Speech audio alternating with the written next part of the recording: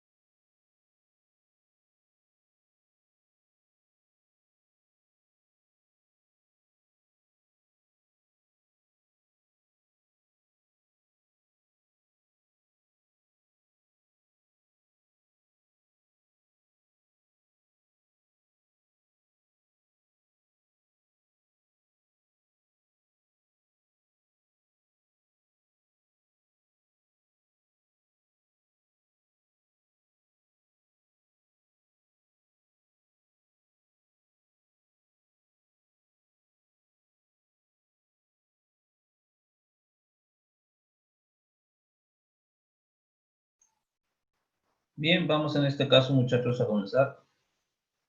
Vamos en este caso a continuar con la parte de fluidos, ¿ya?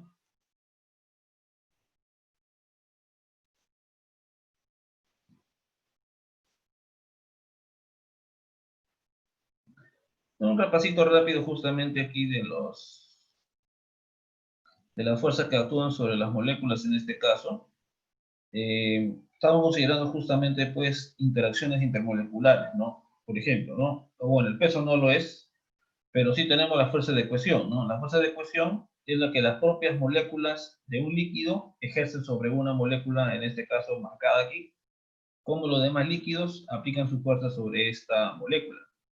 Y también la fuerza que las moléculas de la pared ejercen sobre esta molécula de líquido, ¿no? Entonces, como te decía, en la parte superior, de todas maneras hay vapor del líquido en este caso. Pero vamos a considerar la interacción de esas moléculas de vapor y significante en este caso sobre la molécula de líquido. Entonces aquí, por ejemplo, nosotros tendríamos que más cerca a la pared, por así decirlo, la fuerza de adherencia es más grande. Y por eso que las moléculas que están más cerca a la pared tienden a pegarse en este caso. Como esta fuerza va a ser más intensa, entonces la superficie del líquido se deforma, formando en este caso un menisco. Por el contrario, si está un poco más lejos, más bien las fuerzas de cohesión de las moléculas, es decir, cómo las moléculas atraen a esta de aquí, serían más grandes. La fuerza de adherencia ya sería menor porque está más lejos de la pared. Y hallando la resultante en esos puntos, básicamente veríamos que cerca a la pared, la resultante tiene una componente bastante, en este caso, pronunciada en la dirección de la pared, debido a esta fuerza de adherencia. Y mientras más lejos estemos de la pared, esa fuerza de adherencia va, en este caso, pues, tomando menor valor. Ahora, en principio, pueden ocurrir dos casos en este caso, como ya hemos visto anteriormente, que en este caso, pues, las fuerzas de adherencia sean mayores que las de cohesión, de manera que el líquido se levanta de esta manera, y nosotros diríamos ahí, por ejemplo, pues, que el líquido en este caso, pues, moja, por así decirlo, ¿no? En este caso, la pared, no moja la pared. Y en el caso que el líquido no moje, sería porque las fuerzas más bien de cohesión, es decir, las moléculas lo traen con mayor intensidad a las otras, y tendríamos esto de aquí. Entonces, el ángulo que se traza desde la línea tangente, hermano, a ese menisco y hacia abajo a la pared, de la línea tangente, hermano, hacia abajo a la pared, ese ángulo, muchachos, se llama ángulo, en este caso, pues, de contacto. Este es formado justamente por la superficie del menisco, la tangente, y siempre se traza desde la tangente bajando hacia la pared. Igualito al otro lado sería desde la tangente bajando hacia la pared. Entonces, de la tangente bajando hacia la pared, cuando la adherencia es más alta, este ángulo va a ser agudo. Y en el caso de que tenemos que la cohesión es mayor que la adherencia en este caso, entonces aquí nosotros veremos, al trazar este ángulo, un ángulo obtuso. ¿Ya? Entonces, muchachos, es diferencias entre unos y otros en este caso aquí. Ahora, en el caso de los que mojan, es decir, los que tienden a pegarse más a la pared del recipiente, por así decirlo, estas moléculas justamente pues van a formar un menisco cóncavo, como en el caso del agua. Y mientras más cerca esté la pared, las fuerzas de adherencia van a ser más altas. Por lo tanto, entonces, como la fuerza de adherencia va a ser más alta, la tendencia del líquido va a ser subir en este caso a través de este tubito. Muchachos, en el otro caso, más bien, cuando tenemos acá el caso del mercurio, cuando las fuerzas de cohesión son más grandes que las de adherencia a la pared, se dice que no moja. Porque en este caso, observamos pues que este líquido, el mercurio, se pega en este caso más, en este caso, o mejor dicho, las moléculas lo atraen más a las de la superficie y este no sube tanto debido a las fuerzas de adherencia. Aquí las fuerzas de adherencia son menores, las de cohesión son mayores, este no tiende a subir, no tiende a pegarse, en este caso, tanto a la pared, por eso dice que no moja. Entonces, en este caso, el menisco que formarían sería, en este caso, un menisco convexo, en este caso. ¿Ya? Un repasito de la última parte de la clase pasada. ¿Ya? Vamos a ver aquí los fenómenos capilares. Ya te había mencionado en este caso algunos efectos interesantes justamente respecto a este fenómeno de capilaridad. Buenos días, José. Entonces, en este caso, mientras más delgado sea el tubo, yo voy a poder observar experimentalmente el efecto de estas fuerzas de adherencia. Y como en el caso justamente pues del agua, la fuerza de adherencia va a ser mayor que las de cohesión entre las moléculas, entonces esta va a ser la tendencia, muchachos, del líquido a subir. Entonces, mientras más delgadita sea en este caso el diámetro del tubito, va a subir más entonces. Acá a la derecha vemos justamente que nosotros, a través en este caso pues de fibras, de hebras en este caso aquí, justo entre los espacios, entre esas hebras, como es delgadito el espacio entre ellas, el líquido puede comenzar a subir en este caso, muchachos, y pasar de un envase hacia otro. Entonces, esa es una manera, muchachos, también de pasar líquidos por efectos de capilaridad en este caso. ¿Ya? Entonces, ya habíamos visto la clase pasada, solo estamos haciendo un recordatorio rápido de lo que hemos visto. ¿Ya? Ahora, dime, Riz, ¿qué pasó? ¿Levantaste la mano sin querer o quieres preguntar? No, no, profe, sí. ¿Qué es lo que pasa si yo, mediante la capilaridad, llevo una cantidad de agua a un pozo que está a una altura?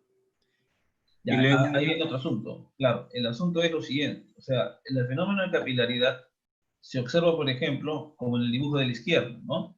Ahora, el asunto sería cuán alto quieres llevarlo, porque también hay un límite. O sea, no es que yo puedo, si tuviera un engrosor bien delgadito, dos bien delgaditos, puede subir. Pero la pregunta es que otros efectos también, mientras más líquido suba, de repente esa hebra se deforma, ya no va hacia arriba, ya no podrías llevar tanto líquido. O eh, sea, para distancias pequeñas se observa la capilaridad, ¿no? No, claro, uno no vamos a pretender que el agua suba, pues, 10 metros, pues, ¿no? Eso no se puede. O no, sea, es que lo que yo estaba pensando más o menos es que como el agua sube, ya, llevar a una alturita y luego y luego a ese tanque hacerle una abertura para que el agua salga a chorro y ponerle un motorcito ahí para almacenar energía. Y yo estaba pensando en eso cuando explicó sobre capilaridad. Eso se me vino a mi mente. claro, claro. O sea, mira, el asunto es que de todas maneras el líquido puede subir, ¿no? Eso sí, ¿no? Sin necesidad de poner motor ni nada por el estilo, claro. Por lo que podrías alimentar en tal caso sería colocar varios tubos delgaditos, ¿no? Y habría que ver en este caso hasta cuánta altura puede subir, ¿no? Habría que ver ese detalle también. ¿Ya? Justo lo que vamos a calcular después de esto es la estimación de la altura, en este caso, que puede subir. Y mientras más delgadito sea el tubo, en este caso, o sea, menos diámetro tenga, va a subir más. Pero de todas maneras va a haber un límite. No es que va a subir eternamente tampoco, ¿no? O puede subir cualquier altura. Justo eso iba a calcular ahorita. Gracias por la pregunta. Entonces, miren, justamente vamos a hablar de la ley de Yuri. Esto sí es nuevo, ¿ya? Esto nos dice, muchachos, cuánta altura ascendería en este caso un líquido por efectos de capilaridad o cuánta altura descendería también por el efecto justamente pues, de estas fuerzas, en este caso pues de cohesión. Entonces, si se coloca un tubo capilar, o sea, de poco diámetro, verticalmente en un recipiente de líquido que moje, el líquido asciende por el capilar hasta determinar cierta altura. Si el líquido no moja, el nivel de líquido en el capilar es menor que en el recipiente. Entonces, yo estoy considerando ahí un líquido que moja, es decir, donde la adherencia es más alta que la fusión. Yo tendría ahí el ángulo de contacto. Yo tendría el radio, en este caso, pues muchachos, del menisco, ¿no? O sea, esta curvatura tiene su radio justamente aquí, tiene su centro de curvatura un poquito más arriba.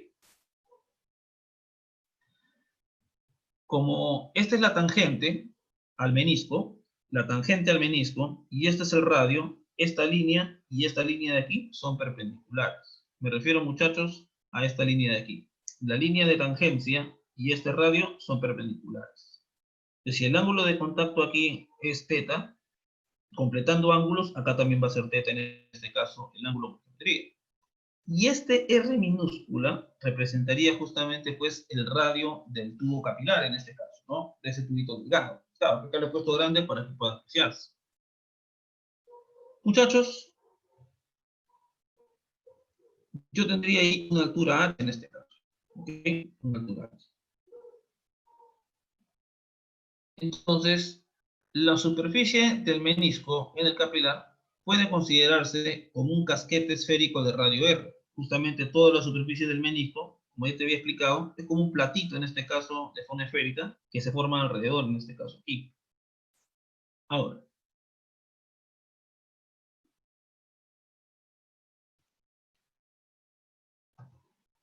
la relación entonces entre el radio del capilar y el radio del menisco y el ángulo de contacto es ese de ahí, ¿no? Es la relación justamente geométrica entre ellos. El radio por el coseno en este caso. Ahora, Tú dirás, profe, ¿cómo saco el radio de este caso, pues, del menisco? Vamos a ver si es necesario, ¿ya? Ahora, entonces, estas son nuestras herramientas, nuestros ingredientes. Ahora, muchachos, justamente aquí, yo voy a tener lo siguiente. Tú sabes que al final, estos meniscos se forman por la llamada fuerza de tensión superficial. Entonces, esta cuestión de la adherencia de la cohesión, al final, hermano, es lo que nosotros encontramos macroscópicamente como la tensión superficial. Porque la acción de estas fuerzas justamente deforma, en este caso, muchachos, pues, la superficie del agua. Y esto justamente es una fuerza que actúa sobre el borde, en este caso del tubo, sobre el agua justamente en contacto con ella. Entonces, esto de la cohesión y la adherencia, en el fondo, la resultante lo puedes interpretar como la tensión superficial, porque esa deforma la superficie del agua, pues. ¿Ya? Así que esta, si quieres, es la resultante de la cohesión y la adherencia para las moléculas cerca, en este caso, pues, a la pared.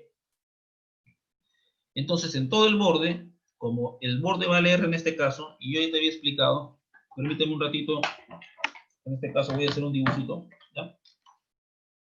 Yo te había explicado en este caso aquí que, vamos a poner acá pluma,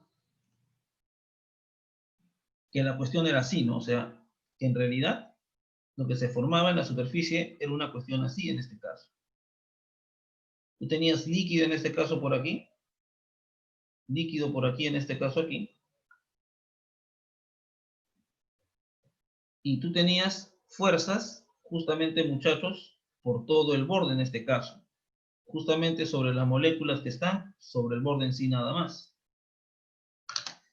Entonces, claro que hacer este dibujo es un poco más tranquilo, ¿no? Entonces, como actúan en todo el borde, y esto justamente se debe a que la adherencia es superior a la cohesión, entonces esa resultante entre la cohesión y la adherencia es lo que yo interpreto como la famosa tensión superficial, ¿no?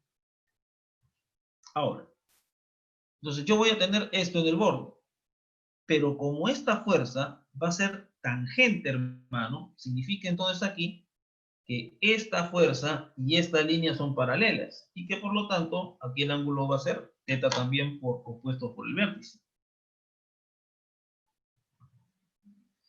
Ahora, recuerda algo que vimos en la clase pasada. Cuando yo tenía un montón de fuerzas actuando, muchachos, sobre una superficie esférica, al final yo podría hacer lo siguiente. En vez de tomar todas estas fuerzas, muchachos, que están distribuidas de esa manera, perdón, de esa manera, yo lo que podía hacer era trabajar simplemente con el área proyectada,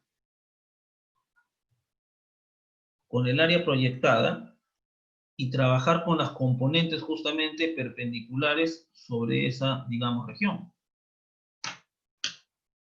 Entonces, ¿te acuerdas que vimos eso cuando hicimos lo de la presión? Entonces yo voy a hacer algo parecido aquí en este caso, con la fuerza debido a la presión también. Entonces, fíjate. Entonces, al final, para mí, la superficie, digamos, proyectada, va a ser justamente, pues, la superficie de esta circunferencia, que en este caso no es el radio máximo, sino que es el de un casquete en este caso. Entonces, este va a ser el radio en este caso, que tú ya sabes que es el radio del casquete por el coseno. Entonces, si yo trabajo con la parte efectiva nada más, con el borde efectivo, no simplemente va a ser gamma 2πr por el coseno de θ, esa resultante de las fuerzas. Y lo mismo para las fuerzas debido a la presión. Yo tengo que arriba y abajo es la presión atmosférica. Y alguien va a decir, profe, pero ¿cómo va a ser la presión aquí y aquí iguales? Sí, la presión aquí y aquí son iguales, hijo. Porque este ascenso, muchachos, este ascenso de aquí, del líquido, no se debe por acción de las fuerzas debido a la presión. Porque recuerda, para el fluido, en este caso en reposo, puntos que están al mismo nivel se encuentran, muchachos, a la misma presión. Entonces, afuera está en contacto con la atmósfera. Entonces, este punto también se encuentra en la presión atmosférica. El punto superior también está en contacto con la atmósfera. También se encuentra en la presión atmosférica. Y como te dije hace un rato, proyectando el área justamente aquí, igualito que hicimos para el caso de la burbuja, entonces la fuerza debido a la presión atmosférica va a ser simplemente de forma efectiva la presión atmosférica por el área proyectada. Igualito abajo va a ser la presión atmosférica por el área que es pi r cuadrado, que es el radio justamente del tubo. Entonces, esta cuestión, este ascenso de aquí, ¿qué cosa mantiene esta parte levantada en equilibrio a pesar de que actúa su peso? Justamente es la tensión superficial. Eso mantiene en equilibrio justamente, hermano, a esa porción de agua que fue levantada por los efectos pues, de la tensión superficial, y esa fuerza se cancela con el peso de esa parte del líquido. Entonces, fíjate, no es por asunto de la presión, ¿eh?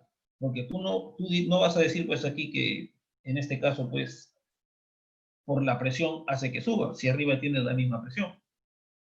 Esto ya es por asunto de otras fuerzas, de diferente naturaleza a la fuerza de la presión. Este ya es interacción, en este caso del sólido, que es el material del tubo, con el líquido, y aquí la fuerza gravitatoria. Entonces, como el líquido está en equilibrio, aplico aquí lo de la masa para sacar justamente la relación entre la masa de la parte que se ha levantado respecto de este nivel, de esta superficie libre del recipiente grande. Saco la masa.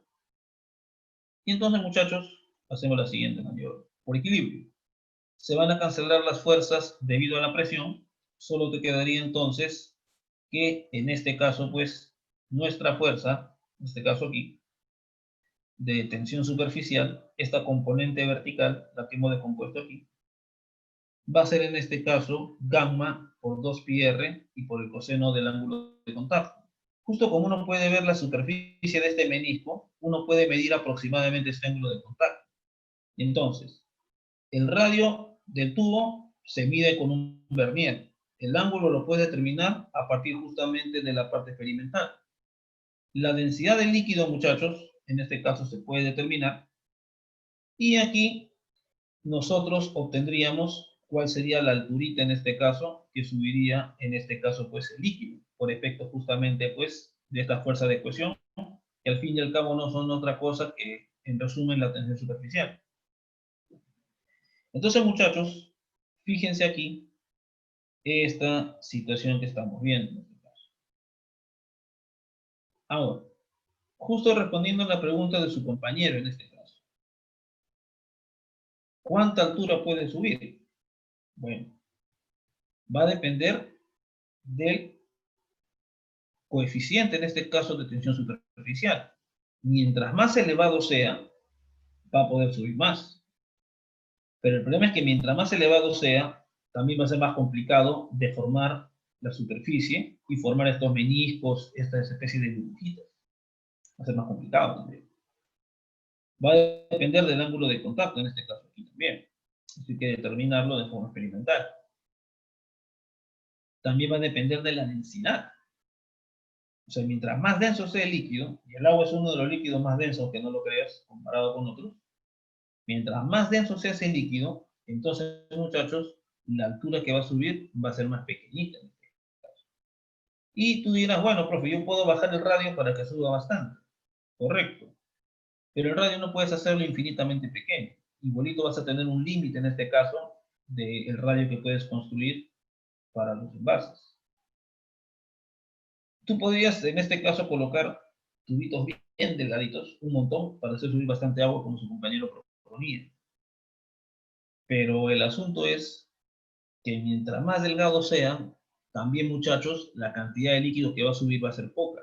Y de repente al final no va a ser práctico tener tantos envases capilares. Ese va a ser el problema. O sea, no es mala tu idea, pero hay que conocer algunas limitantes en este caso de la vida diaria, ¿no? Entonces, como que esto de alguna manera pues te malea, en este caso pues lo que uno quisiera hacer, ¿no?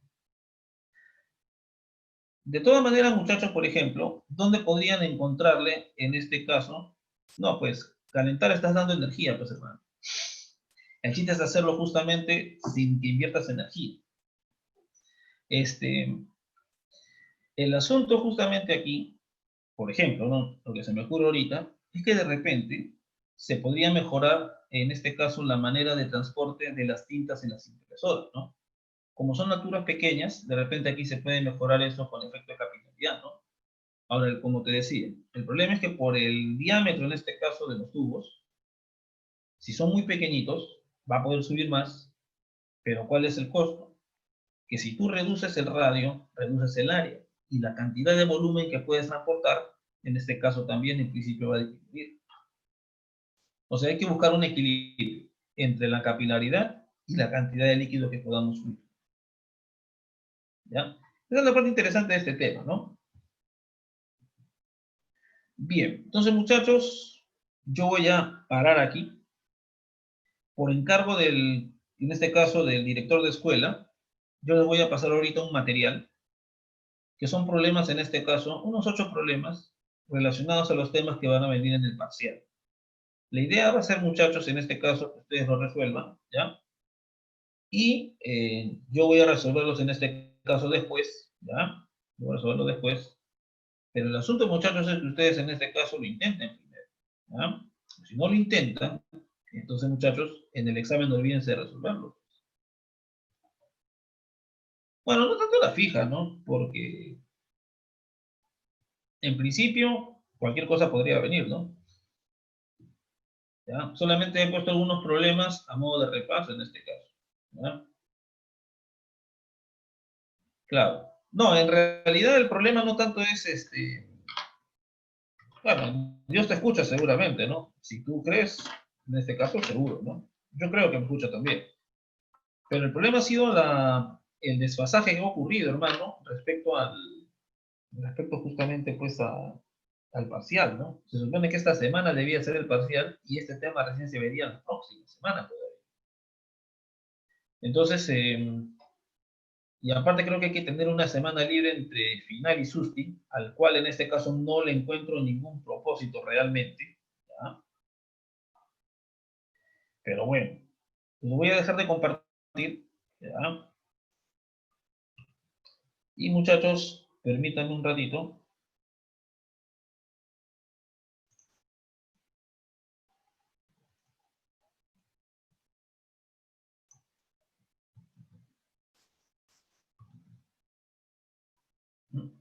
Qué raro, un ratito.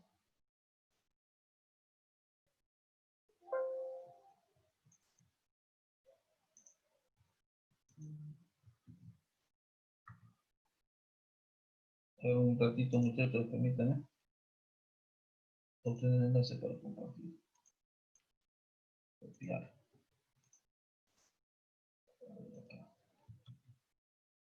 Ahora sí. Muchachos, por favor, denle clic a ese enlace, ¿ya? Yo voy a compartir justamente su documento acá en pantalla también, ¿ya? Este justo, muchachos, es un documento, a ver, ¿dónde está?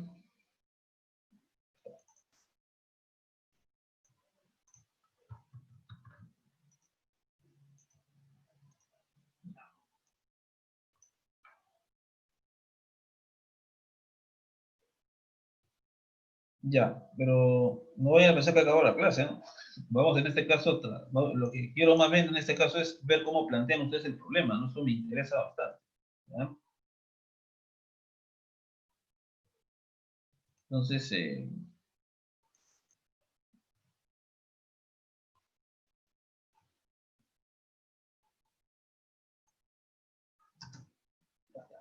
acá está.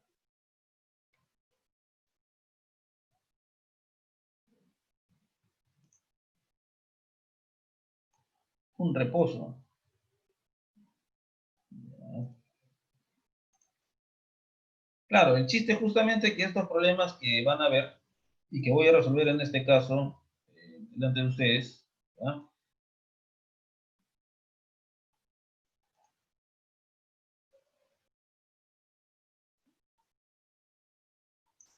¿Ya? Entonces, la idea va a ser, muchachos, que ustedes empiecen a plantear el problema. Por ejemplo, ¿no? Uno, tal vez la cosa más importante, ¿qué cosa se conserva en el problema? Eso, hermano, va a ser un punto importantísimo en cada problema que tú resuelvas. algo se conserva o de repente nada se conserva. Y si nada se conserva, estudiar justamente de repente el asunto ya por efectos dinámicos de la fuerza, otras cosas. Primero fíjate que se conserva. Yo sé lo que te aconsejaría. Entonces, lo que van a hacer ustedes en este tiempo, ¿ok? Ya, y no te preocupes que los problemas yo te voy a indicar cómo resolver cada uno de ellos, ¿ya? Son del CIARS, la mayoría. Son 8 problemas, no lo que he puesto, ¿ok? Sencillos, nada del otro mundo. Este de acá creo que es del Tipler Mosca, creo. Este se me ocurrió. Y este de aquí, en este caso es del CIARS. Claro, pero el chiste es que sepas que se conserva, hermano. Es mucho más importante. Si no saben qué se conserva en el problema, chochera, tan frito. Así que muchachos, pónganse a trabajar. ¿Ya? Entonces, pónganse a trabajar y yo después al azar, más o menos entre unos 15 minutos más o menos, les voy a preguntar, en este caso, si han revisado los problemas, no los resuelvas todavía. Lo que tienes que observar es qué cosas se conservan. ¿Ya? ¿Qué cosas se conservan? Si hay que aplicar leyes de conservación, si hay que aplicar ecuaciones dinámicas, como las relacionadas con la fuerza, como las relacionadas con el torque, y entonces plantear la ecuación, Chufino. Eso ya es bastante, ¿eh? Porque si tú planteas bien tus leyes de conservación o tus ecuaciones dinámicas, tranquilo, no pasa nada. En el caso de la elasticidad, fijarte bien en este caso cómo actúan las fuerzas y si están considerando el defecto, en este caso, pues las deformaciones transversales. Que si estiras en una dirección, en las otras sin aplicar fuerza, se encoge en este caso el tamaño. ¿Ok? Jugar un poco con eso, ¿no? Imagínate que aplicas fuerzas, por ejemplo, sobre la cara de un cubo, en las caras opuestas aplicas una fuerza de tensión y en las otras caras de compresión, por ejemplo. ¿Cómo se deformaría en este caso, pues, un cubito, que sé yo? Entonces, más o menos para que plantees esas cuestiones, ¿ya? Así que, muchachos, vayan chequeando con calma, ¿ya? Y luego iremos, en este caso, observando cómo se plantea el problema. Ya en la parte de cálculo tienes que hacerlo tú, ¿ya? Bien, muchachos, los voy a dejar tranquilos unos minutos. En 15 minutos vuelvo a prender mi micrófono, ¿ya? Anda viendo cómo vas a resolver el problema, ¿ya? Y cuando yo voy, en este caso, planteando el problema, vamos a hacer un repasito, en este caso, de lo que ya deberías saber a estas alturas, ¿ya? Bien, entonces, muchachos, vayan planteando su problema.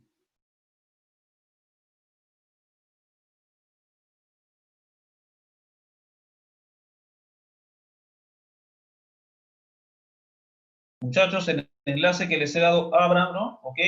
Y descarguen, en este caso, si quieren, el documento y vayan practicando también después, ¿ya? Vayan avanzando.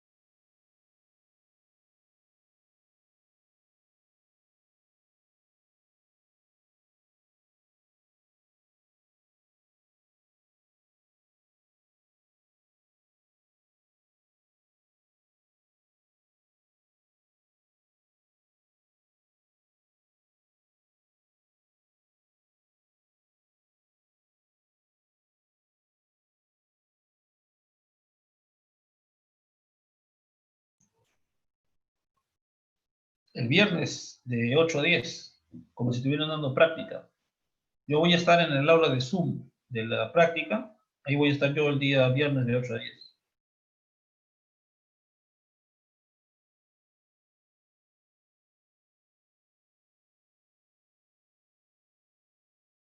Me refiero al próximo viernes, por el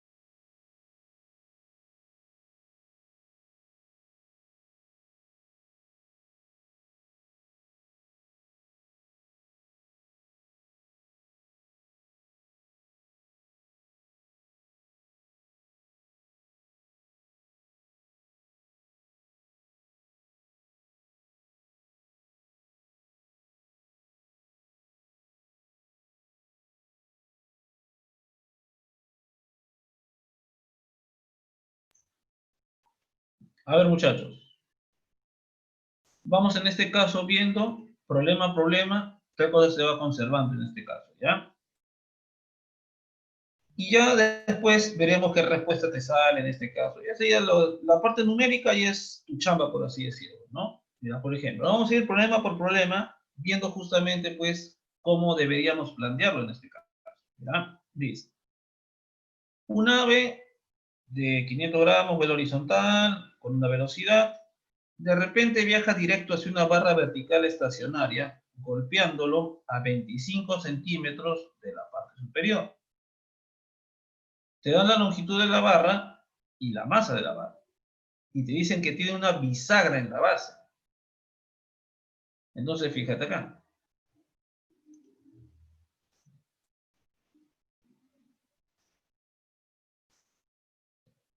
Entonces, acá tiene, hermano, una bisagra. ¿Ok?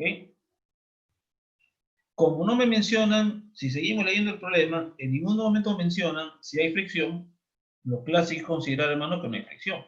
Y que este vendría a ser, pues, el eje. Entonces, cuando dice que lo golpea, dice que esta barra justamente empieza, dice, y llega hasta el suelo, dice. Entonces, si nosotros hacemos el diagrama de cuerpo libre, en este caso aquí, nosotros tendríamos la normal y el peso. ¿Ok? Serían las únicas fuerzas, hermano, que actúan sobre la barra en este caso. ¿Ok? Mientras está cayendo de esta manera. Ahora, la pregunta es, ¿se conserva la energía?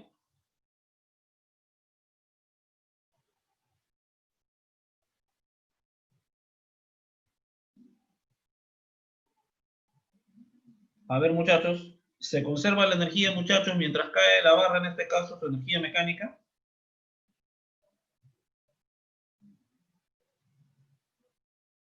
Ya. La pregunta es, ¿por qué se conserva?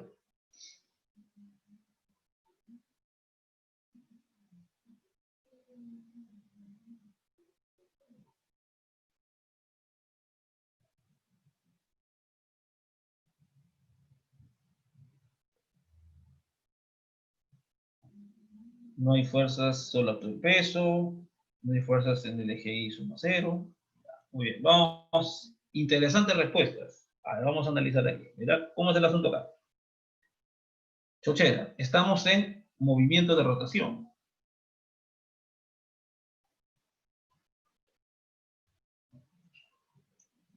En este movimiento de rotación de la barra, solo las fuerzas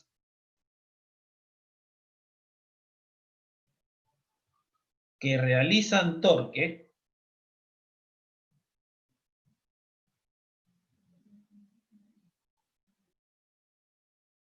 realizan trabajo.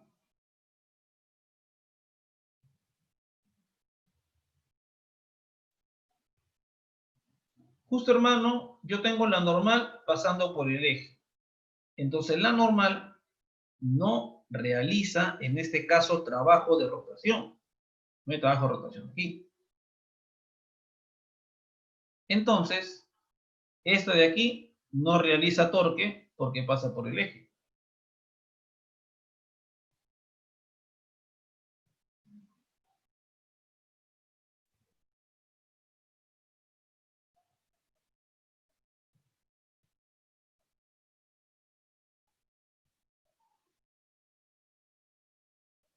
Sí, pero sería bueno también que le tomes un pantallazo, Ricardo, en este caso, la solución del problema también. ¿Ya? De todas maneras voy a subir el video. ¿Ya? Pero tómele un pantallazo también mientras vamos solucionando el problema. Así que abran un Word y póngale un control, en este caso, un imprimir pantalla. ¿Ya? Entonces, porque mi señal es, justamente por eso te decía, en este caso va a estar la imagen, en este caso. La imagen, le tomas una foto porque al final está la solución ahí, pues sí. ¿Ya? Tómale una fotito también después cuando termine. Pero fíjate aquí, el peso realiza torque, no pasa por el eje. Entonces la única fuerza que hace trabajo es la única que hace trabajo.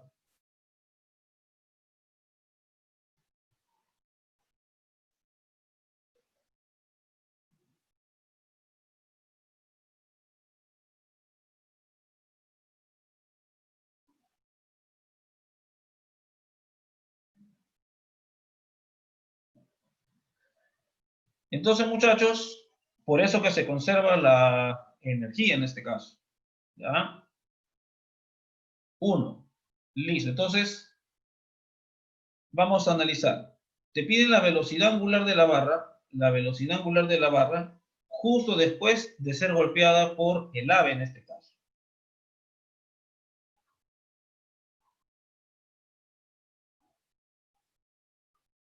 Al inicio, tenemos justamente pues, nuestra ave con su velocidad, ¿ok? Y luego, nosotros observamos, dice que el ave queda aturdida en este caso, y simplemente cae al suelo.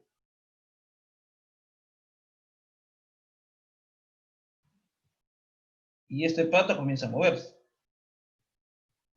Entonces,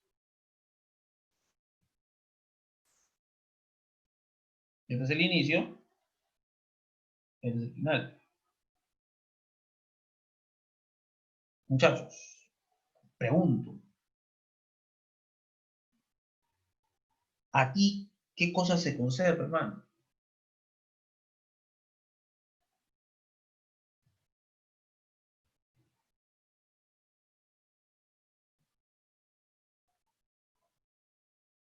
se conserva la cantidad de movimiento,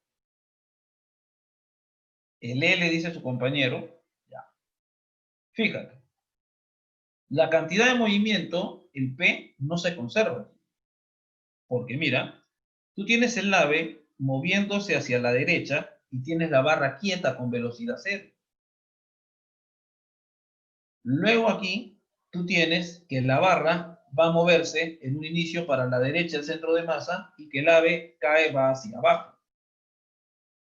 Entonces no es la cantidad de movimiento P, es la cantidad de movimiento angular L, como su compañero Riz escribió en este caso, pues, en el chat. Entonces, cuando tú vas a medir el R cruz P, ahora viene la pregunta. ¿Desde dónde mido el R?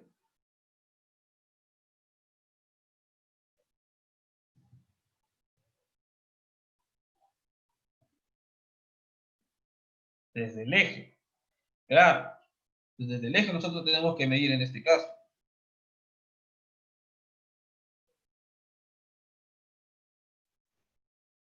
Entonces tú vas a tener aquí una velocidad y llamemos esta distancia D.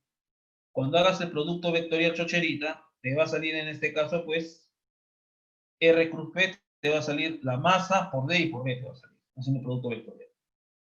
Ahora, para el otro, como el ave va para abajo, va hacia el eje, ahora, cuando yo haga el producto vectorial del R, en este caso, pues aquí, del R del ave,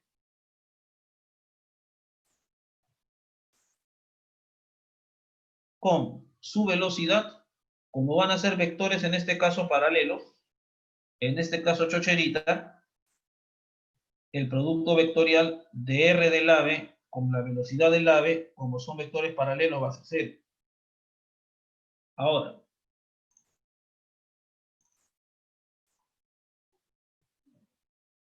entonces, tú tienes por un lado que al inicio, respecto al eje, el ave tiene cantidad de movimiento angular. Haciendo el producto te va a salir R por la masa del ave y en este caso, pues, por esa distancia D.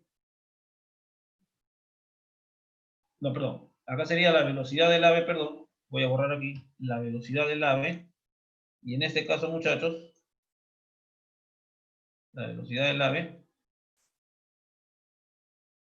va a salir así. Ahora, como después yo voy a calcular el L del ave, como se va a ir hacia el eje, entonces el L del ave va a ser 0. Pero ahora nuestra barra va a tener su L. Y eso se calcula como el momento de inercia de la barra medida desde el eje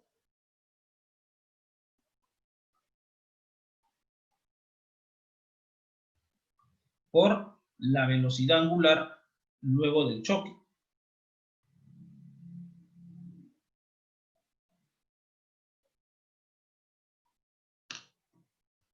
Entonces, esa es la ecuación que tú tendrías que plantear, la conservación del L. Ahora, alguien va a decir, ¿y por qué se conserva el L?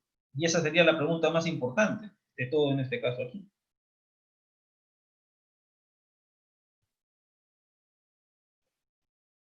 ¿Por qué se conserva el L? Porque su compañero ha utilizado la conservación del L, pero la pregunta es ¿por qué se conserva? Porque no hay torque que esté afectando. Digamos, no hay torque externo, no hay fuerza externa. A El ver, ave está yendo con velocidad o constante sea, también. no hay torque de fuerza externa, dirás. Ajá. No hay Ah, fuerza ya, externa que afecte, claro. ¿no? No, fuerza externa sí hay, hijo, ¿eh? Porque Externa. para empezar tienes que definir quién es tu sistema.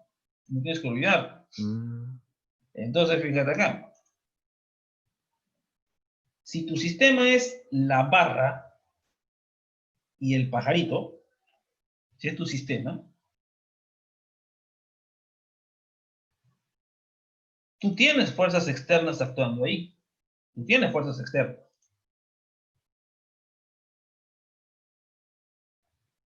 Estas fuerzas que he dibujado son externas, porque vienen de la Tierra. Y aquí tenemos la fuerza de la bisagra. Esas son fuerzas externas. Pero mi querido amigo, no realizan torque.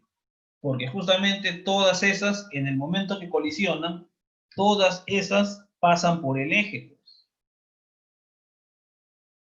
Si las fuerzas pasan por el eje, no realizan torque.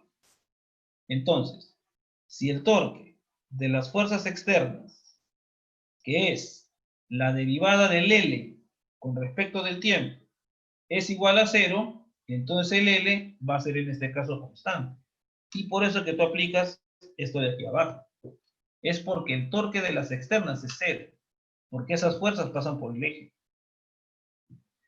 Por favor, tómale una fotito a esto de aquí. Tómale una fotito a esto. Dime.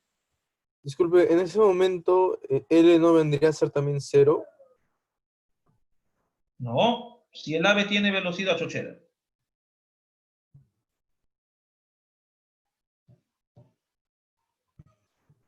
Ya, pero ese R, ¿desde dónde lo está midiendo? Desde el eje. Sí, bueno. Ah, ya, está bien. Pues compadre, madre, ya, listo. Ya, tómale una foto en este caso, pero justamente por eso les pregunté, ¿de dónde mido el R? Del eje, pues. Eso es lo primero que les dije. Ya. A ver, tómenle una foto, ya, tómenle una fotito, ya muchachos, y vamos a pasar al siguiente problema, ¿ya? Vamos a pasar al siguiente problema. Ya está. Bien, muchachos, a ver. Vamos a plantear este problema. ¿Cómo plantearían este problema? A ver, con calma.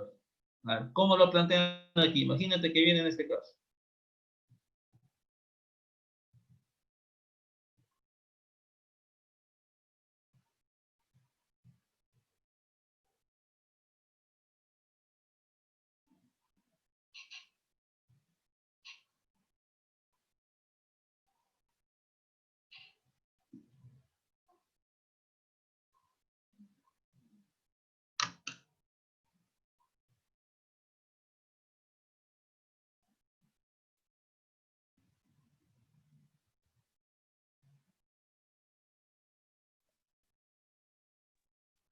Dinámica. Claro, claro, es con la dinámica. Claro, se conserva la energía, habría que en este caso ver, ¿no? Creo que sí. Pero acá te piden la aceleración, pues, mi estimado Riz. Entonces no puedes aplicar la conservación de la energía porque ahí no sale la aceleración. Y usa la condición de que cuando rueda sin resbalar. Claro, claro, dice acá. Se coloca sin fricción, de modo que este puede girar sobre el eje. ¿Ya? La cuerda pasa por la polea en forma de disco. Así es, ya está, todo lo conocido. A ver.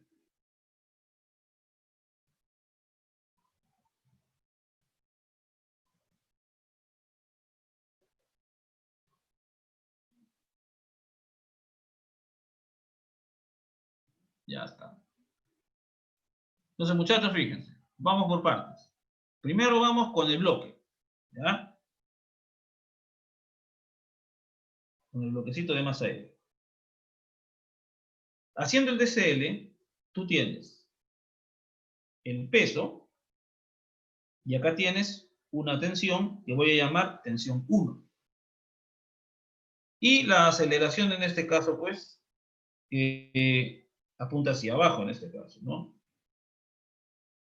Dado que el problema dice, pues, que el sistema se libera del reposo. Si se libera del reposo, entonces el desplazamiento va hacia abajo y por cinemática la aceleración iría hacia abajo también. Entonces, nosotros tendríamos en este caso, pues aquí, la aceleración en este caso para abajo. Entonces, planteando tu segunda ley, tendríamos mg menos T1 igual a m por a. No tienes más información que sacar en este caso del bloque. Ahora, muchachos, acá hay algo interesante. La polea. Chocherita. Cuando nosotros hablamos de la polea aquí, al hacer el DCL, ahí se viene algo interesante. Primero te dice que la cuerda no resbala de la polea. ¿Eso qué significa?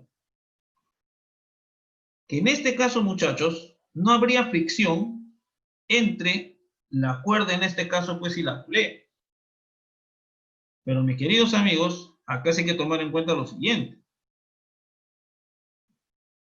Las tensiones aquí, esta que es T1 y esta que voy a llamar T2, las tensiones aquí son distintas. ¿Ya? Las tensiones aquí son distintas, hijo.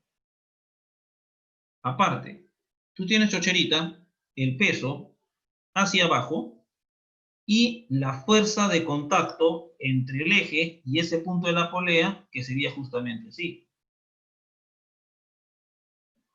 Porque en este caso, muchachos, como tu polea va a girar sobre el mismo eje y nunca se desplaza el centro de masa de esta polea, la suma de fuerzas tiene que ser 0. Esa fuerza de contacto debe cancelar al peso, a la tensión 1 y a la tensión 2 en este caso. ¿Ya? Entonces, fíjate acá lo siguiente. Si nosotros analizamos esto respecto al eje, Profe, dime, disculpe, no entiendo. ¿Hay fricción entre la cuerda y la polea? no, dice la cuerda no resbala de la polea. En- No, no resbala, pero, o sea, ¿por Claro, qué lo que pasa es que yo no voy a, o sea, hay una fuerza de fricción, pero yo no voy a considerarla aquí en este caso, porque simplemente voy a tomar tensiones distintas, nada más. Ay, ay, ay, ay. ¿Ya? Entonces, si en este caso no hubiera fricción, simplemente estas tensiones serían iguales, como tú has trabajado siempre desde la academia. Las tensiones son distintas para que haya justamente una resultante, que sea en este caso, pues, la que produzca el torque. Y viendo justamente el sentido de esta aceleración, entonces, nuestra aceleración angular debería apuntar en esta dirección. Y recuerda, hermano, que la aceleración de la cuerda justamente va a ser, muchachos, también la aceleración de los puntos del borde del disco.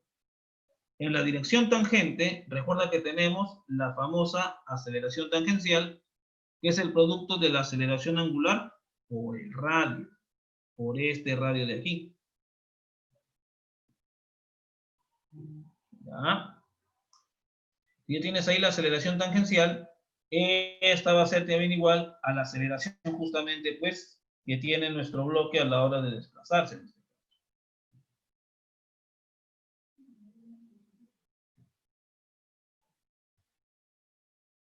Ya está. Ahora, aquí, por ejemplo, lo que nos quedaría sería en este caso plantear la ecuación dinámica, en este caso aquí. Recuerda que aquí está el eje, ¿no? Este es el eje. El peso y la fuerza de contacto no pasan por el eje en este caso. ¿Ah? Entonces nuestra ecuación sería la siguiente.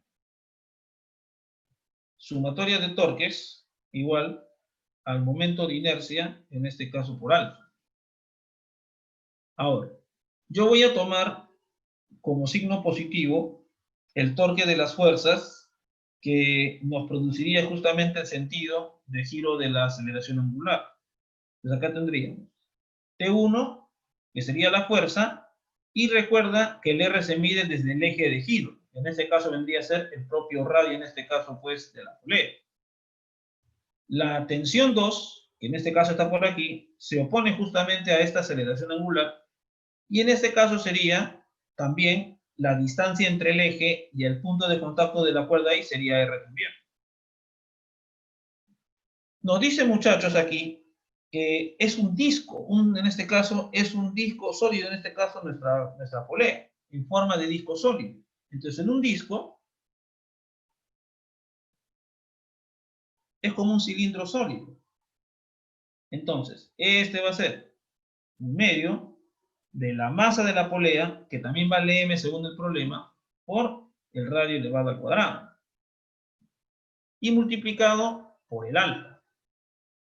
Te eliminas una R Y recuerdas que alfa por R es igual a, y te queda esto de aquí.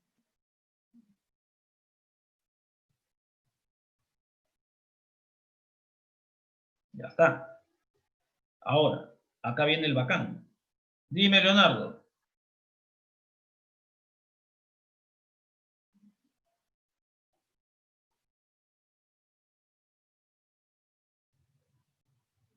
Ya.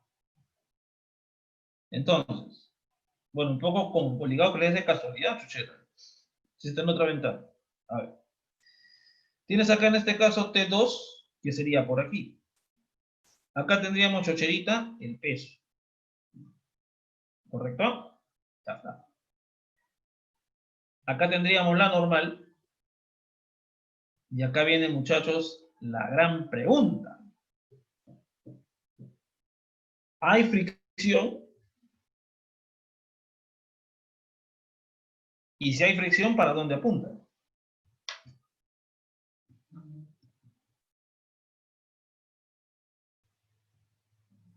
Sí, sí, sí hay, profe, sí hay. Ya, pero ¿para dónde apunta? Para la izquierda. Izquierda. Para la izquierda. ¿Ya? ¿Y por qué tiene que apuntar a la izquierda? Para que ruede a la derecha. Ya, miren. Ya. Yo voy a considerar que va a la izquierda. Ya, ahora vamos a explicar por qué tiene que ser así. Yo puedo evaluar esto de dos maneras.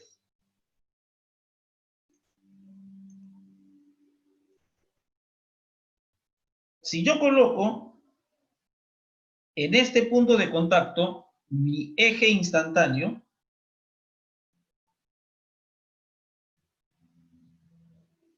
la tensión 2 haría un torque, en este caso aquí, en sentido, en este caso, horario.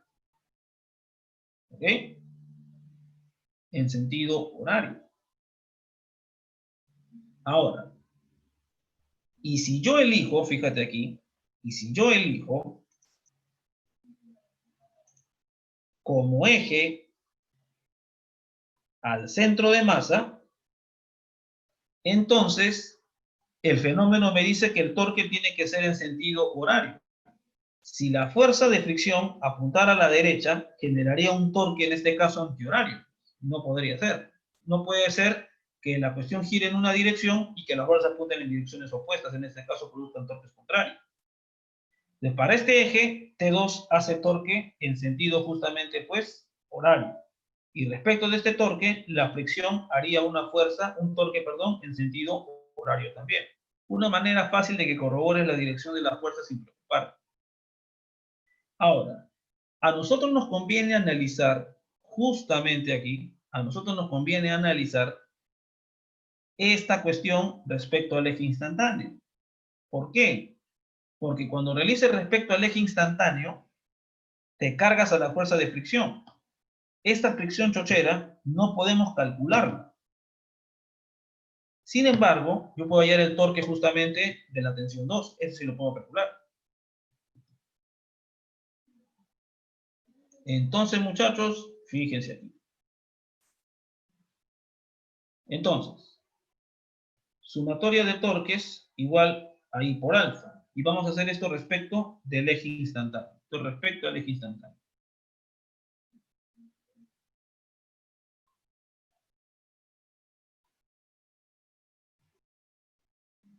Muchachos, el peso, la normal y esta fuerza de fricción, chaufa, no hacen torque.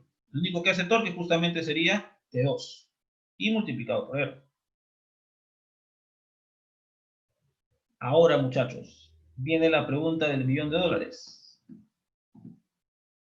¿Cuánto vale el momento de inercia?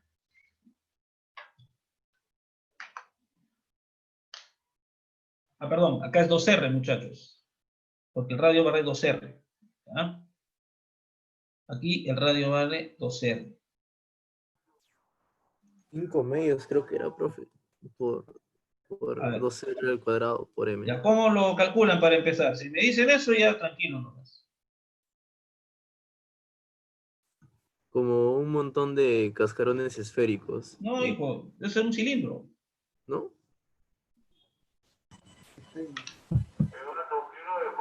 Un medio de la masa por 4R al cuadrado. A ver, No, un montón de discos sería, profe. no, pero ya saben, este ya está calculado, mira. Tú ya conoces el momento de inercia cuando pasa por el centro de masa. Si acá es M y acá es 2R, 10 horas el kilo de pollo. Un medio de la masa por 2R elevado al cuadrado. Ya está. Pero chocherita, estás tomando respecto al eje instantáneo. Eje instantáneo que está separado a una distancia 2R del centro. Muy bien, Gino, el teorema de Steiner. Entonces, este va a ser el momento de inercia respecto al centro de masa más la masa del disco por la distancia que separa ambos ejes elevado al cuadrado.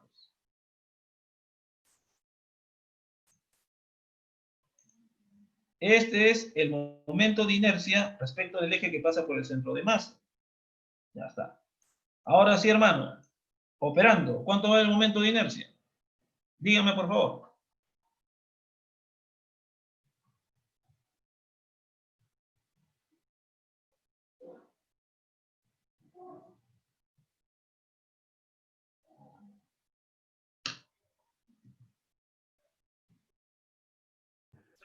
Pero- 6 mr al cuadrado. ¿Sale 6 m al cuadrado? ¿Seguro? A ver, Mm, déjame chequear. 4. Profe, Sí, tienes razón.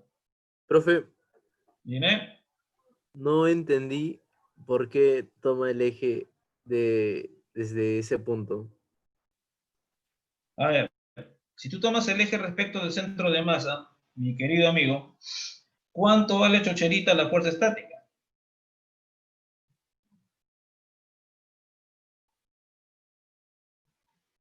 Exactamente, Arturo. El punto que está en el suelo. Por eso lo puse en verdecito, es instantáneo. Puse aquí, mira.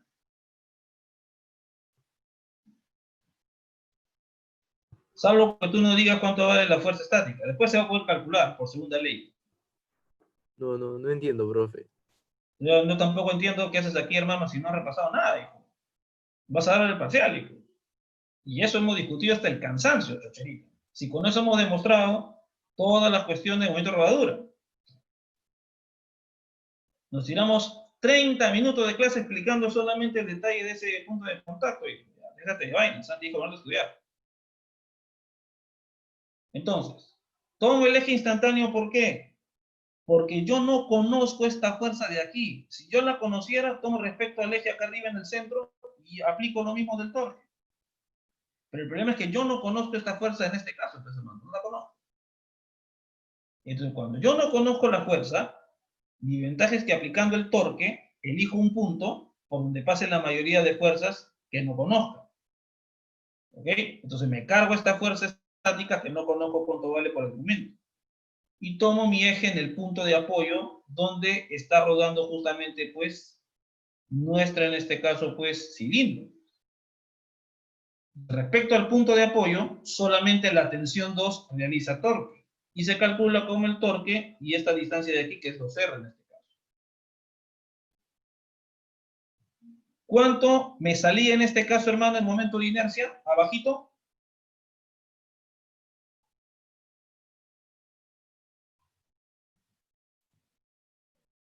No soy malo, hermano. Ya tienes que aprender a alinearte, chochera. Tienes que estar más concentrado, hijo. ¿Ya? ¿Cuánto vale el momento de inercia respecto del punto de abajo, muchachos? Ya me olvidé. 6 m6 mr cuadrado. cuadrado. Ya está. Claro, no soy malo. Si fuera malo, te mandaría el desvío. Ah, sí, anda a repasar, si así se hace, ya está. Listo. T2, en este caso simplificando, eliminando una R, en este caso aquí te quedaría 3 veces M por A. Entonces, después regresas aquí, planteas tu segunda ley y sacas el valor de la fuerza estática en este caso. ¿Ok? Entonces aquí, si tú quieres, después haces T2 menos esta fuerza estática va a ser la masa por la aceleración. Y como ya tienes T2, ya calculas cuánto vale la fuerza estática en ese caso. Ya está. Entonces, tienes una ecuación por el torque, otra ecuación por el torque de la polea. Y esta de aquí, tu segunda línea. Muchachos, sumas todas las ecuaciones, te igualan las tensiones y sacas en este caso finalmente cuánto vale la aceleración. Bien, vayan tomando muchachos una fotito de esto y vamos a hacer otro problema. ¿Ya?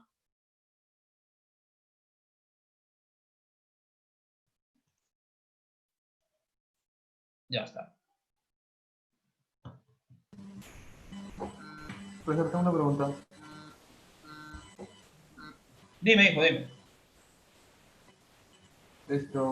En este caso es necesario que haya rozamiento para que gire, ¿cierto? La bola, ya que la fuerza Claro, que porque está si no hay ejerciendo fricción, si no hay fricción, tendría que trasladarse nada más. Y claro, en el caso de que, simplemente deslizaría nada más. en el caso de que la cuerda esté en la parte de arriba, o sea, esté enrollado, ¿es necesario que haya fricción? En la parte de arriba. Ahora Sí, déjame no ver. está en el centro, sino en la parte de arriba. ¿Es necesario que haya fricción? Claro, porque... Dime, Rich, ¿qué pasa?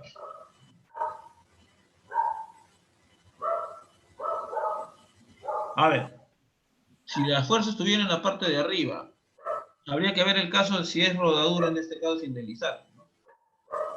Claro, o sea, si te dicen es rodadura y sin deslizar. Claro, entonces en ese caso igualito, tomas tu punto de apoyo abajo y calculas el torque. Y va a ser el mismo alfa, por si acaso, porque acuérdate, nosotros mostramos esto. Ya, y si lo tomo del centro, tendría que considerar la fricción. Claro, es que tú tendrías que considerar en este caso, hermano, acuérdate, esto de acá es la velocidad es WR, ¿cierto? Ya está.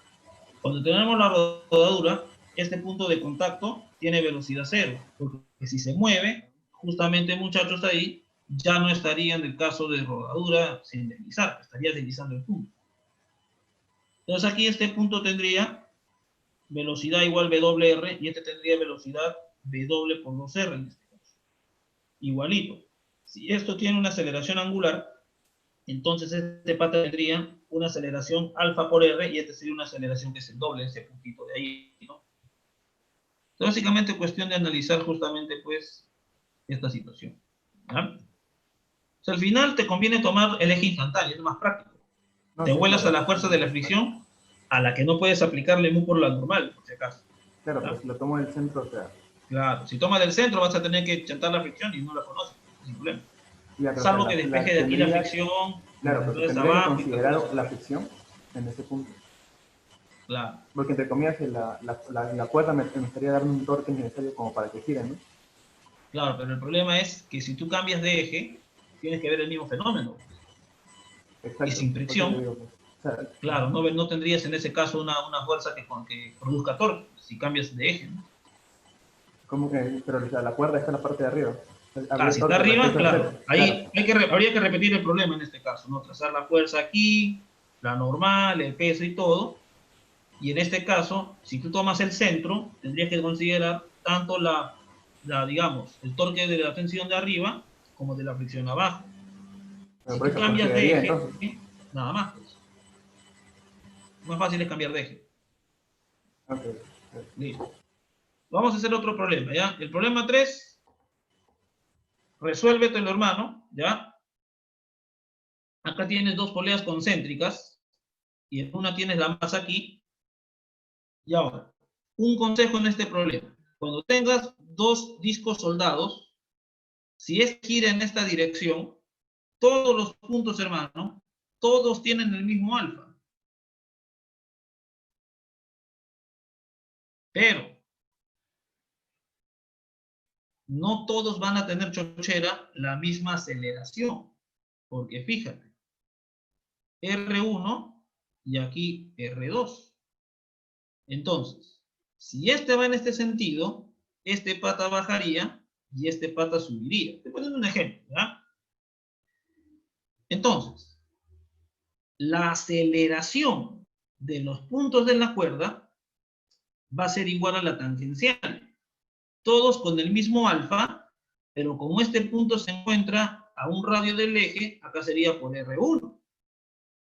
Mientras que este pata va a tener una aceleración diferente. A pesar de que todos los puntos tienen el mismo alfa, este punto de la periferia está a otra distancia del eje.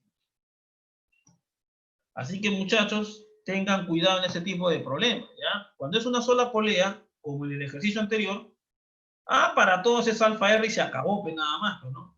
Para todos es alfa R y se acabó, no hay problema.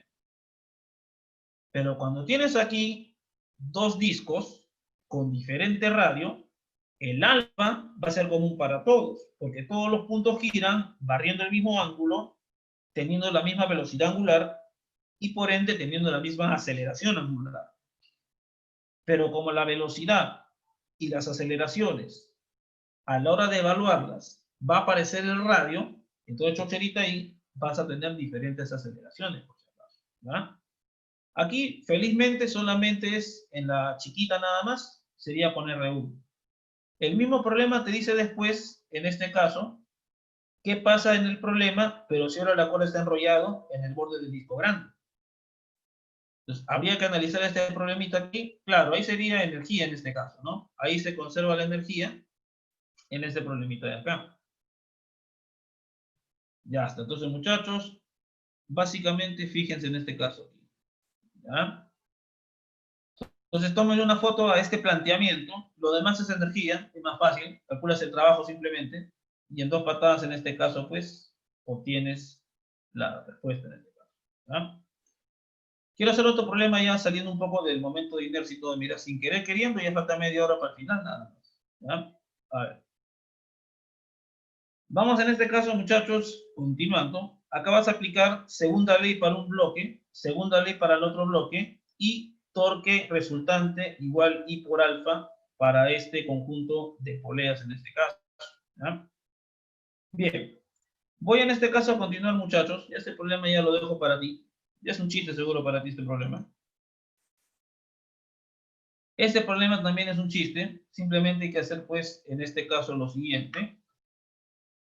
En el DCL tendrías una tensión que sería de esta cuerda inclinada, se llama tensión 1, una tensión 2, que por el equilibrio del cilindro, esa tensión 2 es en este caso 300 newton, ya está. Acá tendríamos el peso, justamente, hermano, que está en el centro según el problema, y te dicen que este pesito es 150 newton. Y luego aquí, tú tienes, chocherita, tus fuerzas justamente de contacto, a las cuales simplemente descomponemos. Si quieres le pones nombre, no es necesario. Componente X de la fuerza de contacto. Y la pregunta es, ¿por qué dibujé esta fuerza, esta componente para la derecha?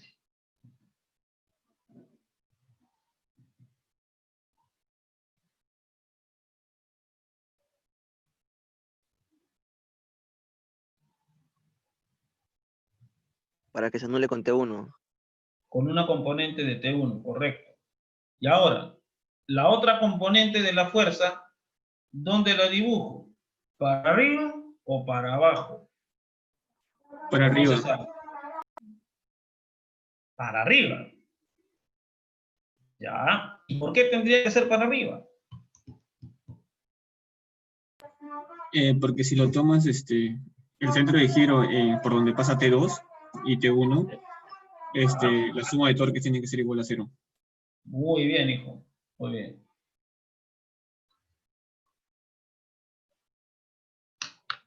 Claro, no queda otra opción. Si tomas el eje en el extremo derecho, te cargas el torque de la tensión 2, de la tensión 1, de Fx, y como tienen que anularse, el torque del peso sería en un sentido y el otro sería, pues, obligatoriamente en el sentido opuesto. Muy bien, hijo, excelente. Luego aquí en este caso tendríamos que descomponer, en este caso también T1. Si quieren, en este caso aquí, tendríamos T1X y aquí tendríamos T1Y en este caso. Ya está. Luego entonces, Profe. primero planteamos. ¿Sí? Profe, como tenemos Dime. el ángulo, ¿no se podría descomponer T1 en T1 coseno y T1 seno? Claro, o sea, al final va a ser eso, ¿no? Claro, solamente estoy poniendo en general nada más lo que haría, ¿no? No, sí, sí, es eso, es eso. Entonces, fuerza resultante igual a 0. Entonces, en X tendríamos que la componente de T1 en X debe ser igual en magnitud que la componente X de la fuerza de contacto. Y en Y tendríamos, en este caso, para arriba, T1Y y FY, que tendrían que justamente anularse con las fuerzas que apuntan para abajo, que son 150 y 300. Ese equilibrio, ¿no? Y ahora, justamente nos piden encontrar la tensión en el cable, T1, y en este caso, pues, las otras componentes. Ahora, aquí tendríamos que aplicar, por ejemplo, torque, y nosotros tomaríamos en este caso, pues, nuestro eje lo tomamos justamente aquí. Hay uno de los tantos ejes que puedes elegir, ¿no? Uno de los tantos ejes que puedes elegir. Entonces, fíjense acá.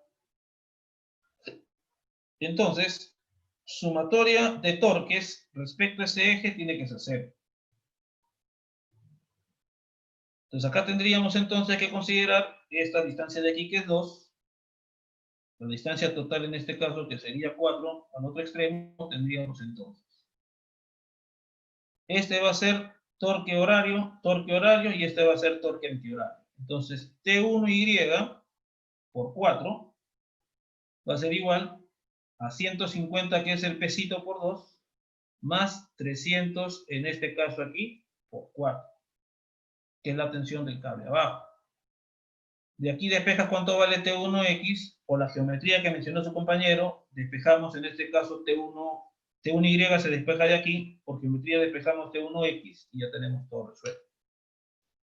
Problema sencillo en este caso, muchachos, ¿ya? Recuerda que puedes tomar el eje donde te convenga. A ver, vamos a continuar, ¿ya? ¿Te tomaron su fotito, muchachos, para continuar? Díganme, por favor. Sí, profe. Ya, muy bien. Otro. Bien. Para empezar, en este problemita, ¿falta algún dato?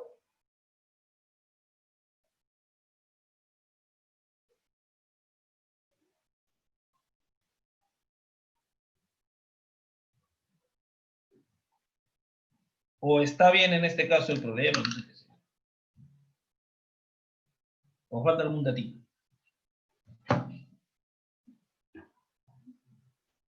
La constante de... Ah, no escuché, hablaron muy bajito. ¿Qué datos falta ahí, muchachos? ¿O está correcto todo? ¿O con eso se puede resolver?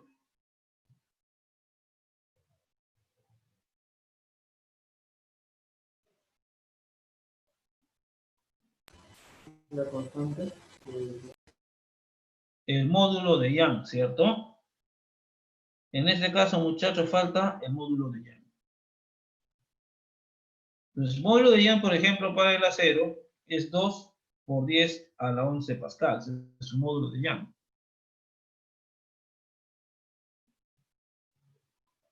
Luego aquí, yo tengo un elevador de 1200 kilogramos, es su masa. Mg sería en este caso, el valor de G ya lo toman aquí. Luego dice que hay un cable sosteniendo, entonces ese cable, muchachos, está sometido justamente a cierta fuerza de tensión. Ahora, me están dando de dato, fíjate aquí, me están dando de dato que el esfuerzo en el cable no puede exceder de 1/3 del límite elástico. El límite elástico es este de aquí. Entonces, fíjate. ¿Ya? ¿Cómo se calcula el esfuerzo? Como la fuerza dividido sobre el área. Te están diciendo que esta tensión del cable no tiene que exceder de 1/3 de este valor. Entonces, el esfuerzo a lo mucho tiene que ser 1/3 de 2,4 por 10 a la 8 pascal. Eso como máximo. Eso va a ser igual a la tensión del cable sobre el área que es 3 centímetros cuadrados, que es 3 por 10 a la menos 4 metros cuadrados. De aquí nosotros despejamos cuánto valdría la tensión. Despeja la tensión. Luego, como ya sabes que esta es la máxima tensión que soporta, al aplicar segunda ley,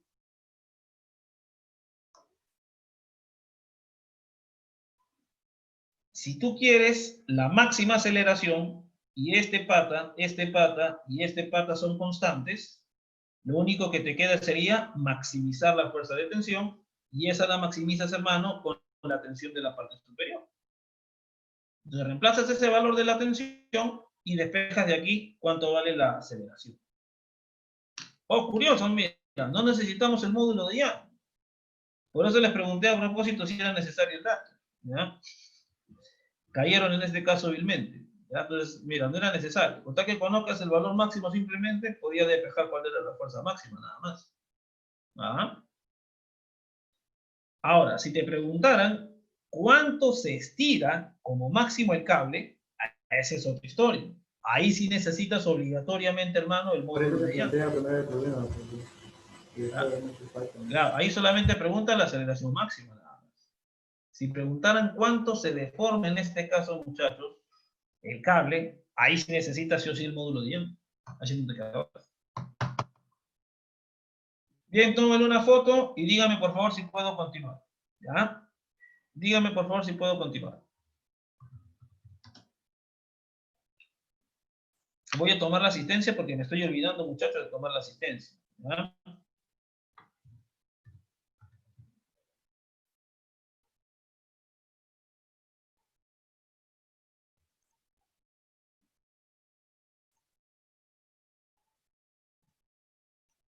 A ver. ¿Qué es capilaridad? Todos vinieron. Ya está, listo. Ya listo. Ahora,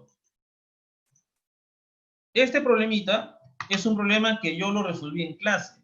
Está en uno de los videos. Me lo volvieron a enviar los profes porque ellos no lo hicieron en su clase. Demostrar esto, hermano, va a ser un chiste para ti. Yo te voy a dejar en este caso, pues... No, claro, yo tomo la asistencia. El problema es que me he olvidado de entrar a Orce unos días. Y recién me he reparado cuando he visto la asistencia. Te planteo el siguiente problemita. ¿Ya? ¿Cómo sería esta expresión si tuvieras dos fuerzas así, de compresión, y dos fuerzas, hermano, para abajo, en este caso, de tensión? O sea, este problema ya lo hemos hecho nosotros cuando hemos hecho la clase de elasticidad. Nosotros dedujimos una expresión parecida considerando justamente, pues, la cuestión del módulo de Poisson. Entonces, ya hemos hecho este problema. Eso ya lo he hecho en clase. Ah, si no viniste, Ricardo, bueno, es otra cosa, ¿no? Ahora, en este caso, ¿cuál va a ser tu tareita? Con los seguimientos que hicimos de ese problema paso por paso, como viste ese día, trata de resolverte este problema, ¿ok? Donde las caras, tienes caras que se someten a compresión y caras que se someten a tensión, ¿ok? Y encuentra cuál es la relación del cambio de volumen con el volumen original justamente de este bloque, ¿ya? Trata en este caso de hacerte ese problemita. ¿Cómo sería este problema? ¿Sale alguna relación de este tipo en este caso? Considera si quieres un cubo, ¿ya? Para que todas las caras tengan la misma área, ¿ya? Para que sea más fácil.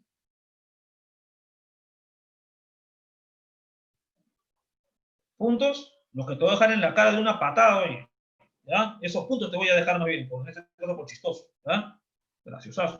Anda, ponte a resolver hoy. Ya listo, muy bien, seguimos. Este problema ya hemos hecho, muchachos, por si acaso, ¿ya? A ver, este problema está interesante, ¿ya? A ver, dice.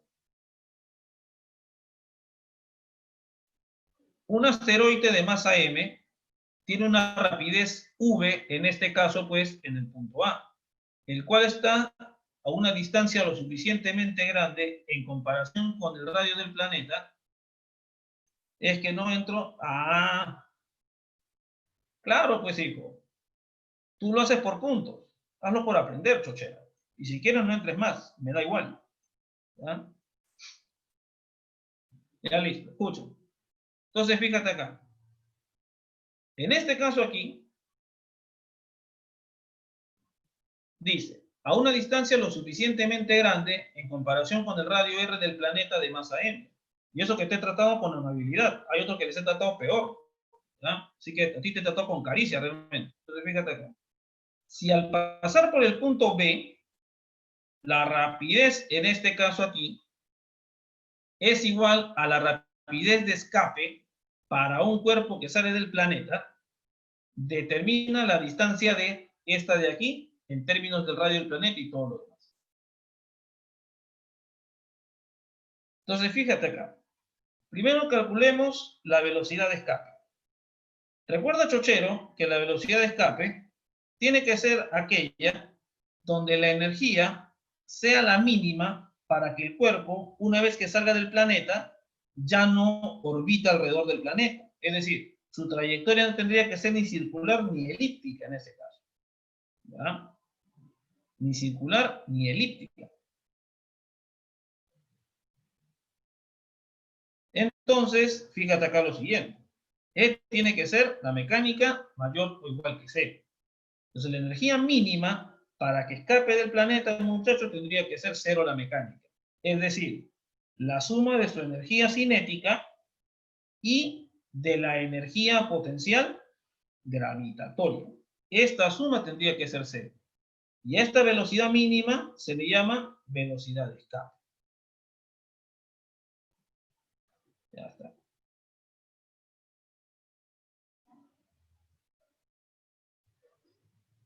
Siendo m la masa del planeta, m la masa del proyectil y r justamente pues el radio de ese planetito. Entonces con estos datos tendríamos entonces la, en este caso pues, velocidad de escape. Entonces, despejando la velocidad de escape, y por si acaso muchachos, todo lo que estoy escribiendo, todo lo he hecho en clase, hijo. Todo. ¿Ya? Todo lo he hecho en clase. Ahí están los videos, todos los videos, pónganse a ver. ¿No quieren venir a clases? No hay problema. Ahí están las clases para que ustedes la vean cuando quieran. Y si no la quieren ver, ya no es mi responsabilidad, pues. Yo no soy su papá para estar atrás de ustedes, pues. Entonces, la velocidad de escape, justamente aquí, es la raíz cuadrada de 2gm sobre r en este caso. Entonces, pues Ricardo, no te pases, pues si el problema lo hemos hecho, pechoche. Si no lo hubiera hecho, sí crucifícame, pégame ahí, azótame si quieres. Pero sí hemos hecho el problema, hijo. Ya está. Ahora, entonces la velocidad de escape, ya está. Ya tenemos, hermanos, justamente aquí, pues, este valor. O sea, yo sé cuánto vale la velocidad cuando pasa por aquí. Ah, listo, muy bien. Ahora, el otro punto A dice que está a una distancia lo suficientemente grande para considerar la energía gravitatoria cero. En este caso, este es tu nivel de referencia el infinito. Y solo tendríamos aquí cierta velocidad. Muchachos, una pregunta. ¿Se conserva aquí la energía?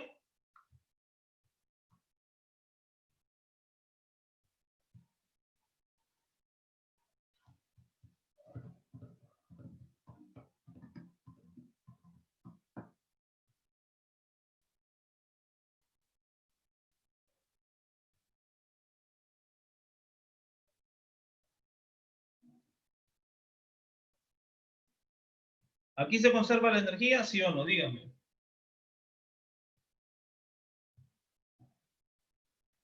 ¿Por qué se conserva la energía, José?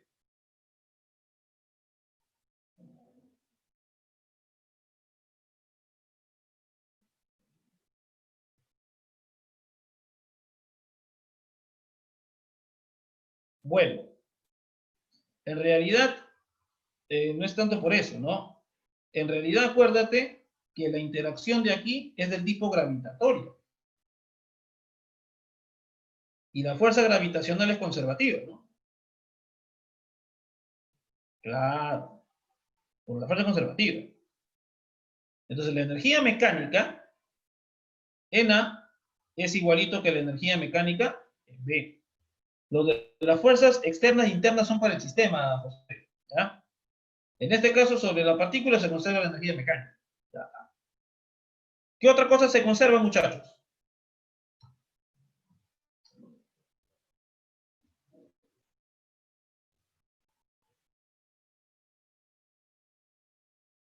La cantidad de movimiento angular.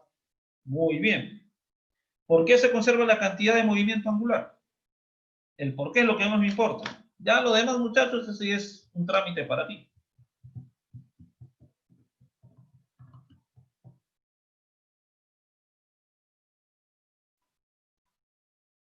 Ya, claro, primero vamos por partes, Gino. Cuando tú hablas del torque, el torque es, en este caso, R con F, ¿cierto? Ya está. La pregunta es, ¿quién es en este caso o de dónde mide el vector R? Para que tú puedas hacer esa afirmación.